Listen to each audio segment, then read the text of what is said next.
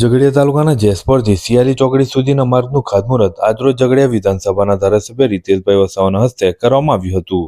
આ પ્રસંગે ઝઘડિયા તાલુકા પંચાયતના પ્રમુખ જયેન્દ્રભાઈ વસાવા, પડવાણિયાના સરપંચ સીમાબેન વસાવા, પડવાણિયાના આગેવાન કનુભાઈ વસાવા સહિત આગેવાનો ઉપસ્થિત રહ્યા હતા। જુઓ ધારાસભ્ય શું કહ્યું। આજ રોજ જેસપુરથી દરિયા મુકામે રસ્તાનું ખાતમુહૂર્ત કરવામાં આવ્યું છે। ઘણા સમયથી આ રસ્તો ખરાબ હતો, પણ આજે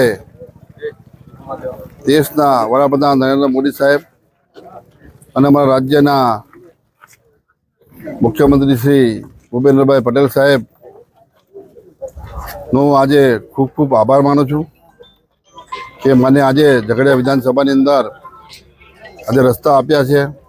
રસ્તા માટે અને લોકોને બહુ ખૂબ જરૂરિયાત હતી, એટલા માટે અહીંયા ગાડી મોટી સંખ્યામાં ગામ લોકો, તાલુકા પંચાયતના પ્રમુખશ્રી, અમારા આદરણીય બાલુકાકા, વાલિયા તાલુકા પંચાયતના અને તમામ આજુબાજુ વિસ્તારના સરપંચશ્રીઓની હાજરીમાં આ રસ્તાનું આજે ખાતમુહૂર્ત કરવામાં આવ્યું છે।